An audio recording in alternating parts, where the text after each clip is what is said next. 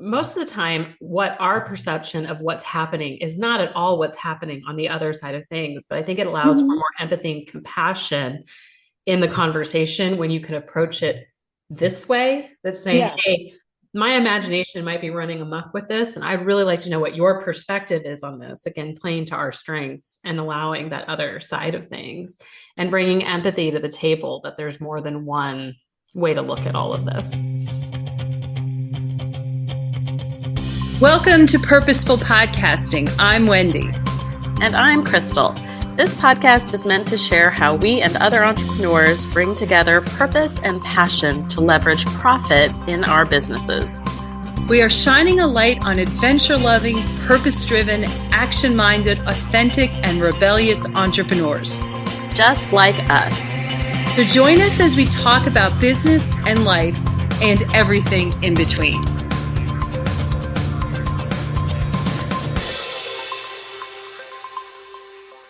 Welcome back, everyone, to this week's episode of Purposeful Podcasting. My name is Crystal, and I'm joined here with my co-host, Wendy. And today we are going to dive into the vocabulary that we use at Serendipitous Rebel for effective communication, which sounds way more boring than it actually is. But it sounds like the world's worst communications 101 class topic. Well, but it's so interesting because this started as a conversation really about personal growth. Mm-hmm. And it's so interesting, the evolution. So, yeah, it's communicating for your personal growth, maybe. Mm-hmm. Oh, God, that sounds like some weird book at Barnes and Noble. And most importantly, it's tactics we've learned from our own personal development, personal growth that we implement here at Serendipitous Rebel that I think make us really good business partners, really good coaches. Very unique. And I think that it makes us better communicators all around. I thought about this too 5 minutes before we hopped on this call. I think it makes us more brave to wade into hard conversations. So, well, it's interesting because also I think the person that's sort of hiding in the background of this conversation is Brene Brown. yeah, Brene Brown, Mama Brene. And when you say bravery, immediately it's brave not to armor up. Just to throw, and but and I think that we have the ability to really lean into our strengths, which we share a number of strengths, but especially curiosity and perspective, which are huge in terms of understanding our own growth and our own ability to communicate internally as well as externally. Yep. So what are these communication tools that we use? Let's just jump right into them, because I really think that they are, I know that we have modeled this with clients. We've had clients that are also business partners, and we've kind of talked through some of these things with them as well, because I think, again, just to reemphasize, I think that this is what makes us such great business partners. And I think it makes us more successful in the long run at Serendipitous Rebel, because there's never anything in the background lurking really that can run amok. Things come very quickly to the forefront if there's ever concerns or questions or things that happen. And it's not because of anything necessarily wrongdoing by one or the other, but a natural thing in all relationships, whether it's client, coach, business partners, marriages, friends, whatever, are that there are the potential for conflicts or misunderstandings to arise, mostly because we tend to let our own little minds run away with it. And so I think that's the very first thing that we use, that I think is our favorite communication tool. And this is from Brene Brown, that she uses, I think, in Dare to Lead is what keeps coming to mind. It's the book that she uses this with. And that is my shitty first draft. Yes. So what is the shitty first draft? So a shitty first draft is, what is it that immediately pops into your mind in reaction to someone else? Mhm. You know, it's like my husband comes in from work and he grunts. Immediately I jump to, oh my God, he's mad at me. What did I do wrong? Or some bullshit like that. When in actuality, he got stuck at a light or got stuck in traffic or somebody pissed him off at work. It's nothing to do with me. But, and then instead of saying, shitty first draft, honey, why are you mad at me? I internalize it. I harbor it. And that is where, and then it just builds. And then there's the micro trauma that goes with that ultimately leads to a huge blow up, where instead of just saying shitty first draft, and I leave the shitty part off when I do this with the kids, but you know, the kids, I'll be like, you don't appreciate me now. And that may actually be true, but, or something like that. But it also definitely works with, we'll leave, Voxers are pretty good at being able to tell someone's tone, but it's like, oh, did I do something wrong? And then it's saying, oh, did I do something? You know, it's those sorts of moments.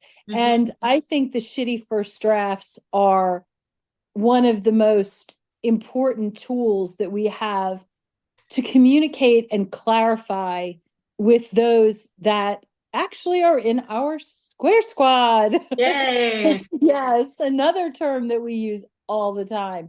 And it's really knowing, and it's so important that we invest in relationships that matter. Yep. That matter. And whether that's professionally, personally, whatever it is.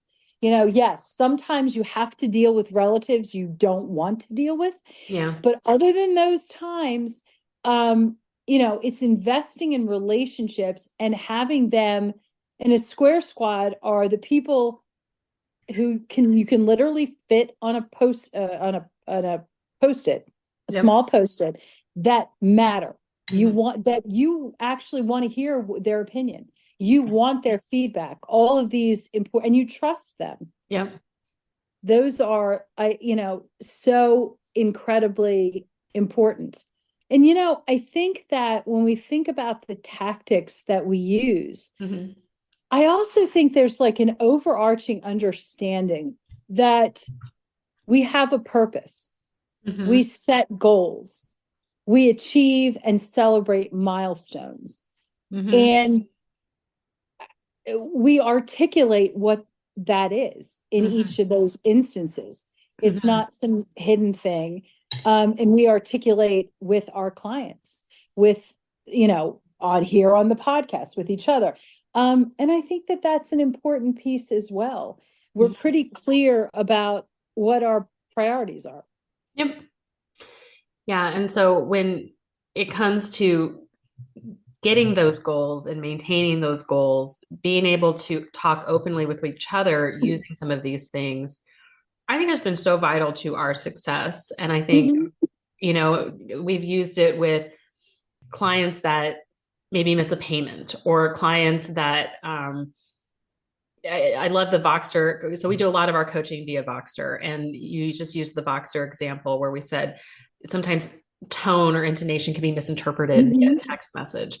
And so it's just, hey, my shitty first draft is you're upset with me, or my shitty first draft is that you're mad. And most of the time, what our perception of what's happening is not at all what's happening on the other side of things. But I think it allows for more empathy and compassion in the conversation when you can approach it this way, that's saying, hey, my imagination might be running amok with this, and I'd really like to know what your perspective is on this. Again, playing to our strengths and allowing that other side of things and bringing empathy to the table, that there's more than one way to look at all of this. Oh, definitely. Definitely. And, you know, when we think about, as I do think about all of this packaged in this concept of personal growth. And, you know, what is that? The ability to enhance our lives, the ability to achieve our goals. And it wouldn't be a podcast if this didn't come up. But I really think our ability also to use savor as a framework also gives us a language that is, well, it's very helpful in understanding, where we are, where we're going, kind of what do we need to be doing, Mhm. I think about the importance of, we talk a lot about comfort zones, being in your comfort zone, being out of your comfort zone, Mhm. pushing things of that nature, you know, whether it's celebration or connection, all of these different components, I think really are so important. And we're fortunate that we use this, that we kind of Mhm. live, eat, and breathe this sometimes.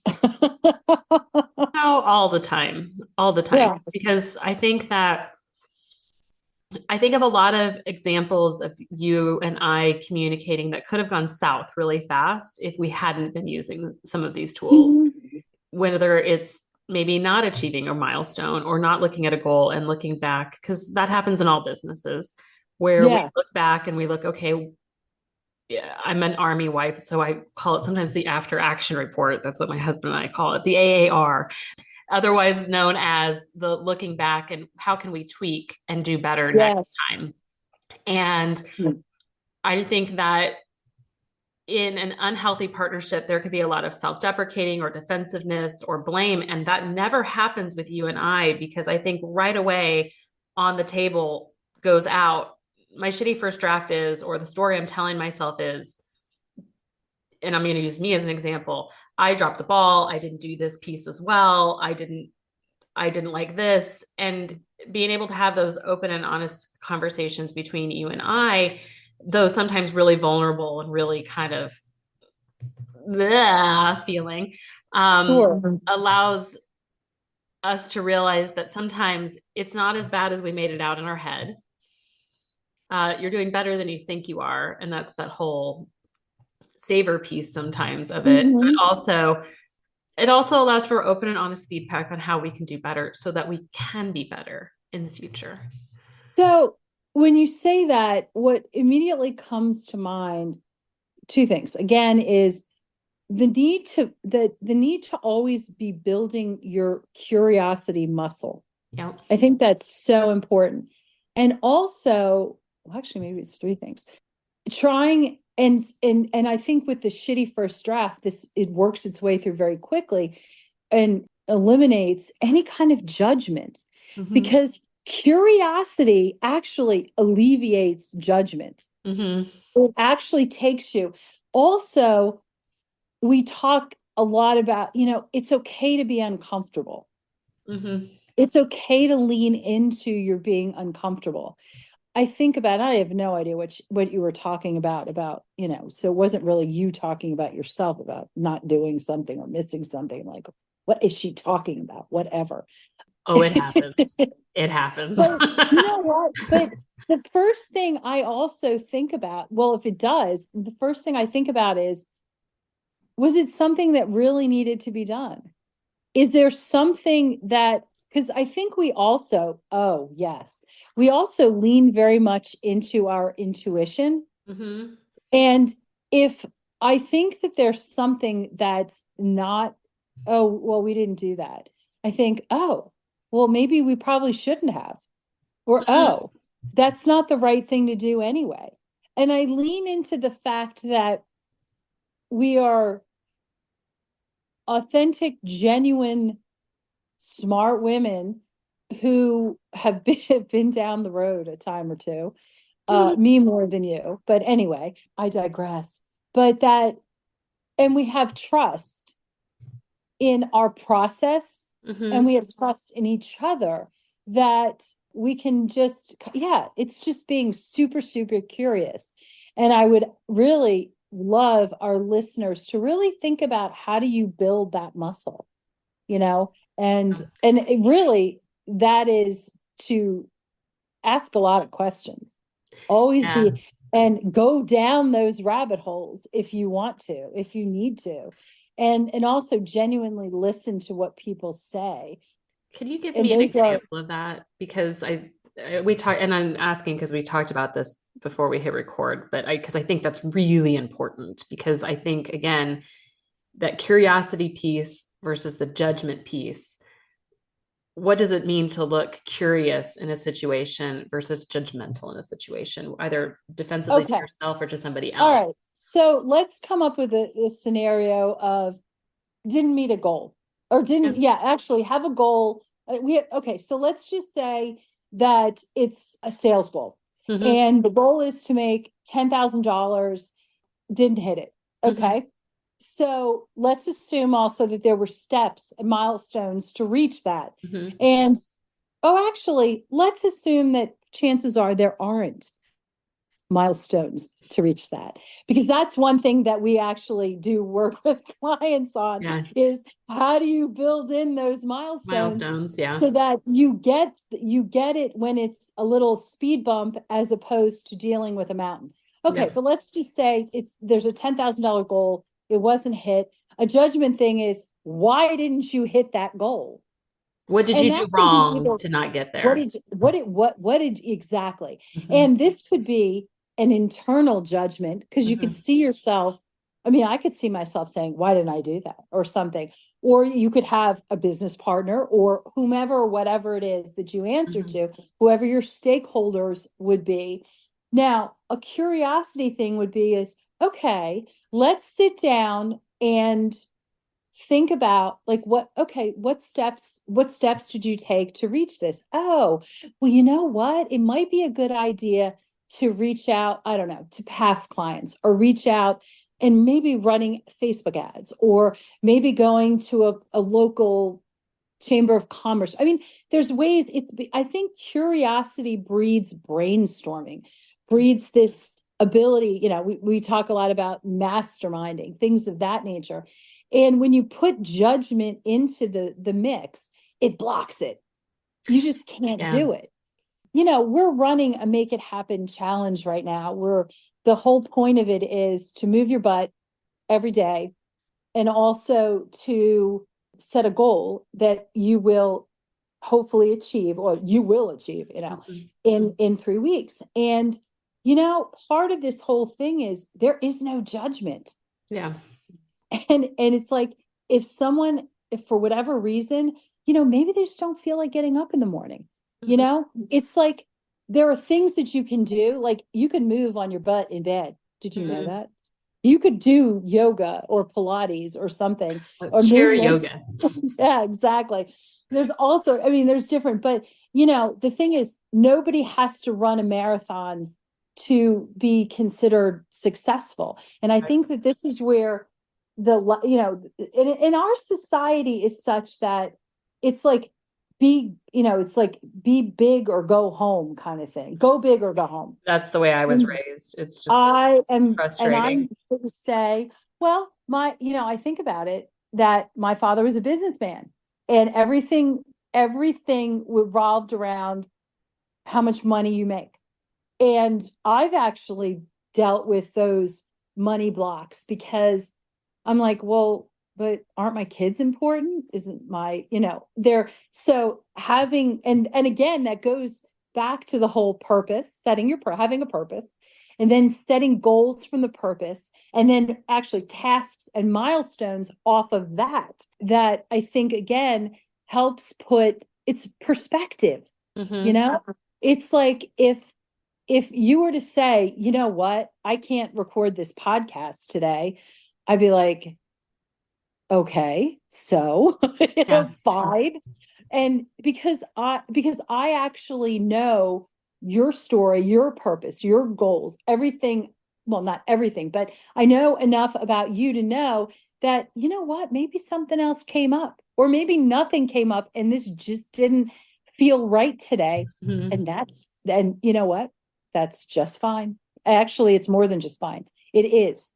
It just is. And that's the beautiful thing about maintaining positive communication from the beginning of our partnership to now, is that you build such trust along the way when you have such open communication about things. Yes. That when those things do come up, there's so much grace and trust that lives there, because, I'll flip the tables and say, if you couldn't record today, or if you couldn't get something done this week, one, I know that you had a really good reason for it, whether it was intuitively it didn't feel correct.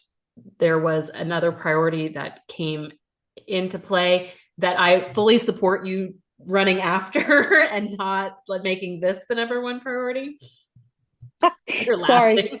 I'm laughing because we were supposed to record this earlier today, but my husband thought he left his laptop in his laptop case at a restaurant, and and I had to anyway. So right, there are things that come up. Well, and I had to leave to go pick up my kid from school. Like exactly. It is what it is. And the thing is, and what I love is that we have a firm, again, it's like the purpose thing. It's like, and for me, I lean into the fact that my purpose does not, I have no desires to be an empire. Mm-hmm. I have no desires to, and it's interesting. And I'm sure my father's looking down on me saying, oh, I can't believe you're saying this. But, my purpose, I mean, you have to make a profit in order to sustain and also to pay for the things that help your purpose. Mm-hmm. It's like, if we could afford to get together, because we don't live in the same part of the country, once a month on some gallivant, that would be fun. And I like the gallivant. That's a fun word. So, that would be absolutely awesome. And I think we aspire to that. If we have opportunities to do our feel good stuff, our heal the world things, those are what's important. And I know if you ever say to me, I have to do something for your kids, oh, please you don't even have to say that. I mean, it's a given. Yep. So anyway, but I think that when I look at business owners that are struggling, okay, mostly it comes down to, we're not communicating in a lot of different ways. And this comes actually, this is like the marketer in me is like, it's so multifaceted, but I won't go into the marketing aspect of it. But it's really, even when I think of like past businesses that I have had, because we've both been in, this is not our first iteration of online business. When I think about things that fumbled or things that didn't go well, and you and I say all the time, it feels so different, this iteration. I think it really comes down to communicating and being very open and honest with one another about how we're feeling, what's going on, and then exercising those curiosity muscles to not be defensive or judgmental with each other, but to really be open and honest, because I think it has helped us grow as a brand. I think it's allowed us to have so many good conversations about what's working, what's not, who do we serve, what do we want to do, where do we want this to go, and how do we want it to get there, that I don't think you can have if you are not communicating those ideas and talking them out, one, and then if you're doing it from a very judgmental or defensive posture. Right. Yes. Yeah, exactly. And the thing I also think, and we've talked a lot about how the importance of being genuine and, and honest and real with clients as well, that I think that this is actually how it's also good to project to our clients as well. Yeah. If that makes any sense at all. It does. I think it's what we model really well for clients. And I know even we work with a lot of coaches. So we're coaches that help coaches, but more so we help coaches with the business and marketing side of their business, right? And we work with a lot of relationship coaches that have to deal with this in their own lines of business. And, I have a difficult client. I have a client, I think they're mad at me. I think the client didn't like the advice I gave them, or like the strategy we got them. And I love giving them well, have you tried the shitty first draft conversation, and just saying, hey, the story I'm telling myself is this, my shitty first draft is this, that we talked about this strategy last week and you didn't do it. And I took it as that you're mad at me and that I insulted you in some way. And I think it skips just so much unnecessary time wasted on trying to guess what somebody else is thinking and really find out. You can't do that. What's going on in your clients' heads? What's going on in each other's heads? I think of so much wasted time in my 20s of trying to figure out what other people were thinking. And if I'd had this tool then, exactly, to help figure it out, right? Yeah. Well, and I think also it helps repel those who just don't buy into your way of thinking or your approach or things like that, which I think is super helpful too, because it saves a lot of time and effort and intestinal fortitude, maybe, to know who's a good fit and who isn't. So, and you really weed out really fast if it's not a good fit when you use these tools, because I can tell from personal experience, like have the difference it feels when I have these conversations with Wendy about, you know what, my shitty first draft is this, and I'm frustrated about this, versus what I've had that with other people. You feel the difference. You feel the difference in the openness when there's grace and curiosity in the conversation versus the other side of the coin. Yes. Well, and I hate to be the one to have to shift a priority, but I actually have to go pick up my kids. So this is, and actually this is our last episode for this season. We will be back in a short, I think actually we're taking a month. Is it a month off or 2 months? I think it's a month off. We're taking just a month off, and we will be running our favorite episodes. I actually really like that because it gives me a chance to go back and listen again. Listen and enjoy again. Yep, we'll be running our favorite episodes in the interim, so hopefully some good ones that you've missed. We'd love to know what you're worth listening to again. Oh, that too. Be sure to subscribe so you know when we're back.